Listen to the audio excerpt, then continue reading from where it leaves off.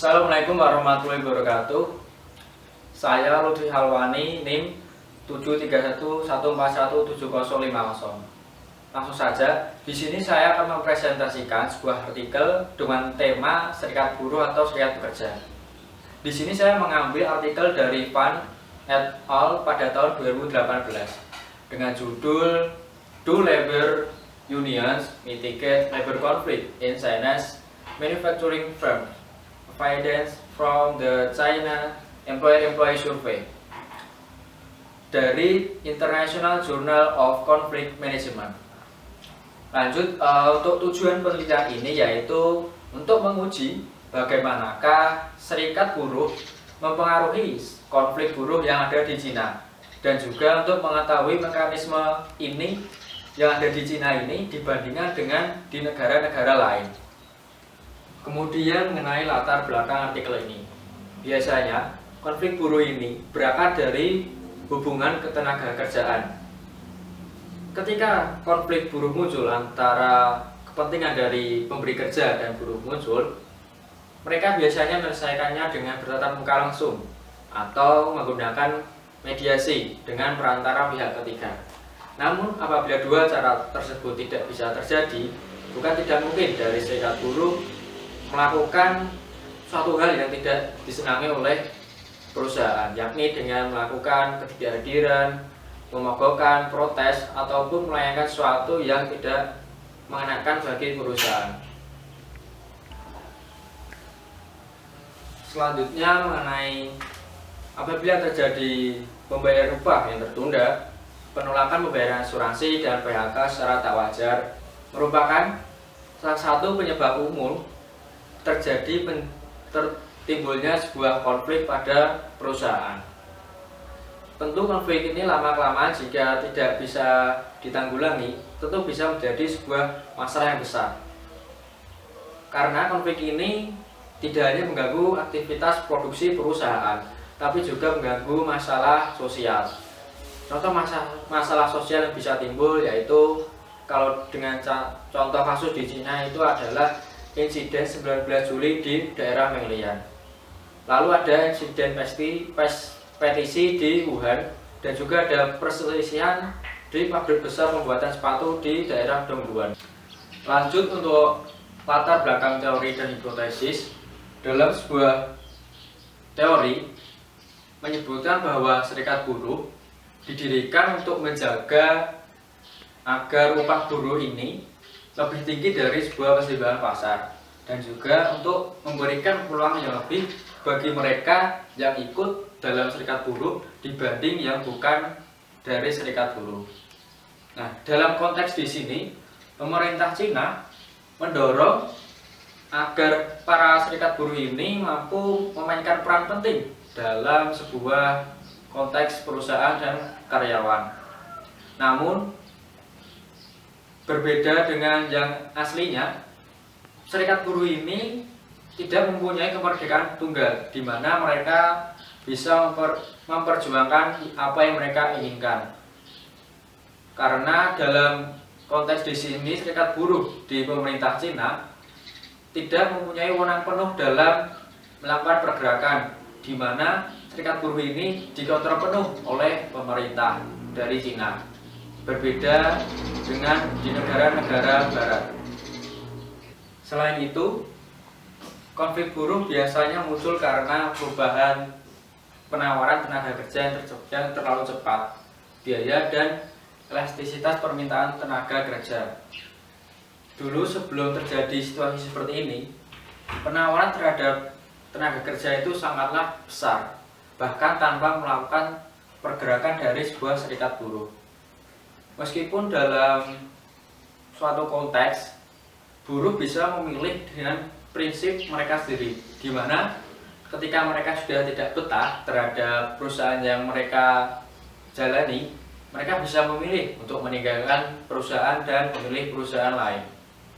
Sehingga di sini bisa dibilang bahwa serikat buruh di Cina tidak bisa menjalankan fungsi efisien dari fungsi asli dari sebuah serikat buruh, yakni mereka tidak bisa mengungkapkan suara atau pendapat dari para buruh. Sehingga muncul H1, di mana serikat pekerja berkorelasi positif terhadap probabilitas yang lebih tinggi dari sebuah konflik.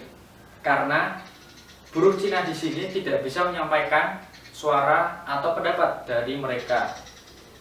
Kemudian fungsi utama dari sebuah serikat buruh itu adalah mampu menggunakan negosiasi terhadap persyaratan dari sebuah hubungan ketenagakerjaan. Normalnya, ketika serikat buruh yang lebih aktif, tentu mereka bisa memberikan sebuah negosiasi yang baik dan bagus bagi para buruh yang di dalamnya. Namun, di dalam konteks di sini, pemerintah Cina atau buruh di Cina itu dalam membuat perjanjian sering diremehkan oleh perusahaannya sendiri karena upah yang diberikan biasanya itu sedikit menyimpang, yakni di bawah nilai upah yang ditetapkan oleh pemerintah. Sehingga di sini bisa muncul ketika sebuah serikat buruh yang lebih aktif mampu memberikan kemungkinan yang lebih besar terjadinya sebuah konflik. Sehingga di sini muncul H2, di mana serikat buruh yang lebih aktif berkorelasi positif terhadap terjadinya sebuah konflik tenaga kerja. Kemudian serikat buruh dalam BUMN cenderung tidak memperhatikan keuntungan dari dalam karyawan dibanding dari perusahaan serikat lainnya atau swasta dan asing. Karena di sini BUMN dalam memberikan pendapatan normal untuk karyawannya juga melihat iuran sebagai keuntungan non-tunai bagi para pekerjanya, bukan sebagai biaya untuk perusahaan. Sehingga oleh karena itu serikat buruh dalam BUMN diharapkan mampu memberikan minat terhadap para karyawan dan memberikan probabilitas yang lebih tinggi dari sebuah konflik. Pada akhirnya muncul H3, di mana sebuah serikat buruh yang ada pada BUMN berkorelasi positif dengan terjadinya sebuah konflik pada perusahaan. Menurut teoris pada serikat buruh, biasanya mitigasi terhadap sebuah konflik dipengaruhi secara efektif oleh mekanisme suara atau berpendapat oleh buruh itu sendiri. Mengingat pada konteks tingkat serikat buruh pada sebuah perusahaan, ada dua cara penunjukan untuk memimpin serikat buruh. Yang pertama, ada cara di mana pemimpin serikat buruh ini ditunjuk langsung oleh perusahaan. Kemudian yang kedua, yakni pemimpin serikat buruh ini dipilih langsung oleh buruh-buruh yang ada di dalam serikat buruh tersebut, sehingga semua karyawan mampu berpartisipasi secara penuh pada pemilihan pemimpin serikat buruh. Karena dalam penunjukan pemimpin serikat buruh oleh perusahaan cenderung memberikan suatu efek yang kurang positif, yakni keluhan dari para karyawan dari para buruh lebih sedikit mampu tersampaikan, sehingga muncul kesimpulan di mana penunjukan pemimpin serikat buruh oleh perusahaan itu memberikan efek yang kurang negatif pada sebuah serikat buruh dalam perusahaan, sehingga sebuah hipotesis H4 di mana penunjukan pemimpin serikat buruh dalam sebuah perusahaan berkorelasi positif terhadap terjadinya probabilitas yang lebih tinggi dalam sebuah konflik. Kemudian kita masuk pada bagian metodologi dan penelitian.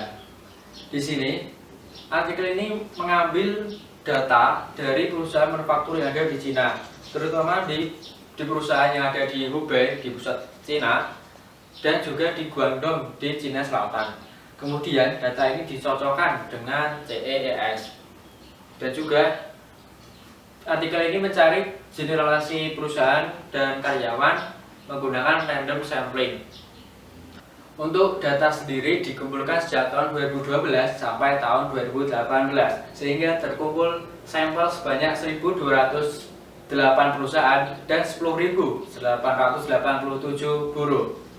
Dan juga untuk pengukuran variabel serikat buruh dan kontrol sengketa yang ada pada perusahaan menggunakan variabel dummy. Serta kita atau artikel ini memakai persamaan model regresi.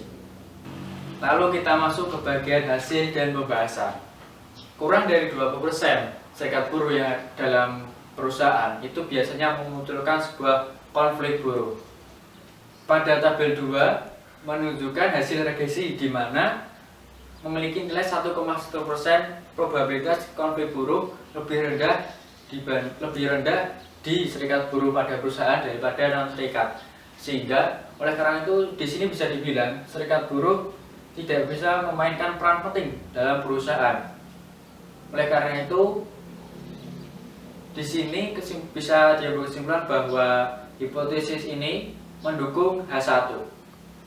Lalu pada tabel 2 juga menunjukkan bahwa hanya nilai koefisien dari sebuah variabel upah yang hanya signifikan, yakni berada pada 5,1% lebih tinggi pada perusahaan yang berserikat yang aktif. Sehingga semakin aktif sebuah serikat buruh dalam perusahaan, semakin besar pula probabilitas untuk terjadinya sebuah konflik. Sehingga ini mendukung H2. Serta pada tabel 4 menunjukkan juga hanya variabel upah yang signifikan, yakni sebesar 6% pada efek marginalnya. Pada tabel 5 juga menunjukkan sebuah hasil regresi untuk mengenai hasil konflik buruh dalam perusahaan dengan perbedaan kepemilikan. Di sini menunjukkan bahwa pada BUMN mampu menunjukkan korelasi yang positif pada sebuah konflik buruh. Dan juga pada tabel 6 menunjukkan efek marginal yang cukup positif yang signifikan, yakni sebesar 9,4% dibanding perusahaan lainnya. Dan juga hanya pada perusahaan BUMN yang mampu menunjukkan hasil korelasi yang positif dan signifikan pada sebuah konflik kerja dengan keterikatan serikat kerja atau serikat buruh di kondisi kerja dan kegiatan produktivitas perusahaan. Dan juga pada tabel 6 ini menunjukkan efek marginal sebesar 25,4%, sehingga pada tabel 5 dan 6 di sini sangat mendukung H3. Kemudian pada tabel 7 itu menunjukkan sebuah hasil regresi di mana ketika pemimpin serikat kerja yang ditunjuk oleh perusahaan langsung itu berkorelasi positif dengan serikat buruh yang aktif untuk terjadinya sebuah konflik buruh. Sehingga ini menunjukkan hasil efek marginal sebesar 16,1% dan 15,9%. Sehingga pada tabel 7 ini mendukung adanya hipotesis 4. Untuk bagian implikasi praktisnya sendiri, penelitian ini menunjukkan bahwa ketika ingin meningkatkan sebuah hubungan antara perusahaan atau manajemen dan pekerja, perlu menggunakan serikat buruh sebagai mediasi. Bagaimanapun, serikat buruh di Cina diharapkan oleh pemerintah memiliki peran penting dalam menjalankan fungsi serikat buruh itu sendiri. Namun jika dilihat kenyataannya, mereka tidak bisa memainkan peran tersebut karena seperti kita ketahui, mereka dikontrol penuh oleh pemerintah Cina. Sehingga solusinya yang pertama itu adalah pemerintah Cina perlu memberikan otonomi khusus atau kebebasan terhadap serikat buruh yang ada di Cina untuk bergerak. Yang kedua, perusahaan di seluruh Cina itu perlu menyadari kontrol mereka terhadap serikat buruh yang ada di dalamnya. Karena jika tidak atau terlalu mengontrol penuh, mengekang dengan kuat, ini bisa memperburuk hubungan ketenaga kerjaan. Akhirnya kita masuk ke bagian saran. Bisa dilihat teman-teman di sini ada sebuah gambar nantinya.